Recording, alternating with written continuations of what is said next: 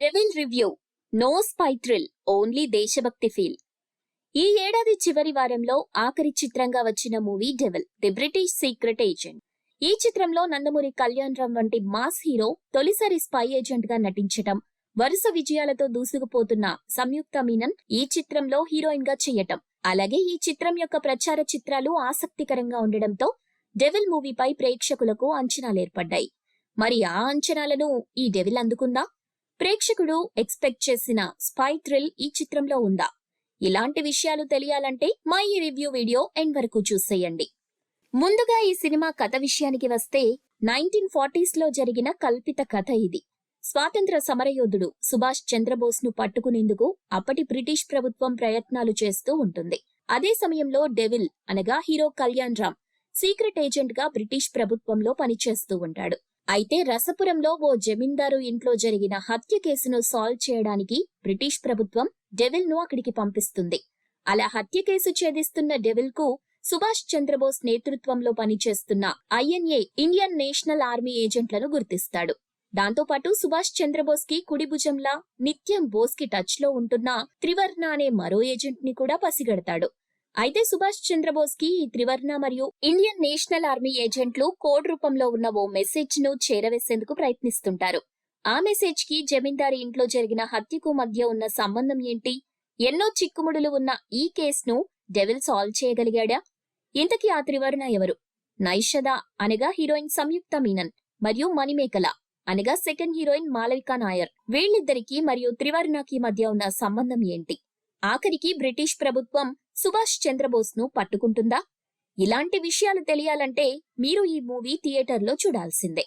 ఇక ఈ సినిమా ఎలా ఉందంటే దేశభక్తి మరియు థ్రిల్లింగ్ అంశాలు మేళవింపుగా రూపొందించిన చిత్రం ఇది. సాధారణ స్పై థ్రిల్లర్ లా కాకుండా ఈ చిత్రం 1940s నేపథ్యంలో రూపొందడమే సినిమాకి ప్లస్ పాయింట్. కానీ స్పై థ్రిల్లర్ సినిమాలో ఉండాల్సిన మలుపులు అలాగే ఉత్కంఠ రేకెత్తించే సన్నివేశాలు ఈ చిత్రంలో లేకపోవడమే ఈ సినిమాకి ప్రధానమైన మైనస్ పాయింట్ గా చెప్పొచ్చు. ఓ హత్య చుట్టూ సాగే పరిశోధనాత్మక కథగా సినిమా మొదలవుతుంది.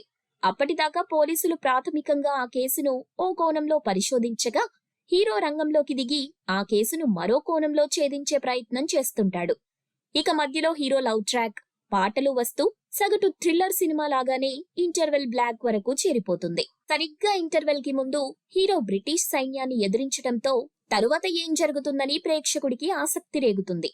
ఇలా ఇంట్రెస్టింగ్ గా సినిమా సెకండ్ హాఫ్ కి వెళ్లేసరికి సెకండ్ హాఫ్ లో కొన్ని సీన్లు నాటకీయంగా ఉన్న దేశభక్తితో ప్రేక్షకుణ్ణి కట్టిపడేస్తాయి. త్రివర్ణ ఎవరు అనే విషయం రివీల్ చేయటం, hero Indian national army agent లో ఉన్న బ్రిటిష్ కోవర్టును గుర్తించటం, ఇలాంటి సీన్స్ సెకండ్ హాఫ్ లో హైలైట్ గా ఉంటాయి. ఇలా ఈ సినిమా మొత్తానికి అటు ఫస్ట్ హాఫ్ లో గానీ ఇటు సెకండ్ హాఫ్ లో గానీ ఎటువంటి థ్రిల్ పంచకపోయినా ఓ కమర్షియల్ సినిమా లాగా ఎమోషన్ సీన్స్, దేశభక్తి సీన్స్ తో ఎంటర్టైన్మెంట్ పంచుతుంది. ఈ సినిమాలో ఎవరిలా చేశారంటే బ్రిటిష్ ఏజెంట్ గా కళ్యాణ్ రామ్ నటన మరియు లుక్స్ బాగున్నాయి. ఫైట్స్ కోసం కళ్యాణ్ రామ్ బాగా కష్టపడ్డారు. అలాగే కళ్యాణ్ రామ్ పోషించిన డెవిల్ పాత్ర ఇంకా బాగా డిజైన్ చేస్తే బాగుండు. హీరోయిన్ సంయుక్త, హీరోయిన్ మాళవికా నాయర్ పాత్రలకు ప్రాముఖ్యత ఉంది. దేశభక్తి సన్నివేశాలకు వారి పాత్రలు ముడిపడి ఉండడంతో హీరోయిన్ పాత్రలకు ప్రాముఖ్యత వచ్చింది. సత్య, వశిష్ఠ సింహ, షఫీ, రంగస్థలం మహేష్ వంటి నటీనటుల పాత్రలు పరిధి మేరకు నటించి ఆకట్టుకుంటారు. ఇక సాంకేతిక నిపుణుల విషయానికి వస్తే సౌందరరాజన్ కెమెరా పనితనం బాగుంది. హర్షవర్ధన్ రమేశ్వర్ సంగీతం అంతగా మెప్పించలేదు. శ్రీకాంత్ విశాఖ్ కథ మరియు మాటలు బాగున్నాయి. నిర్మాణం ఉన్నంతగా ఉంది. ఇక డైరెక్షన్ విషయానికి వస్తే దర్శకుడి పట్టు అన్ని సన్నివేశాల మీద లేదు. స్క్రీన్ ప్లే పరంగా ఇంకా వర్క్ చేయాలి. ఇలా మొత్తం మీద అక్కడక్కడ మెప్పించే లవ్ ట్రాక్ సీన్స్ మరియు దేశభక్తి సీన్స్ తో సినిమా యావరేజ్ గా ఉంది. కానీ థ్రిల్లింగ్ గా మాత్రం లేదు. So devil, the British secret agent అనే టైటిల్ కి తగ్గ కథ సినిమాలో లేదు. దీంతో ప్రేక్షకులు ఓ సాధారణ సినిమాను చూసినట్టే ఈ సినిమాను చూస్తే బెటర్.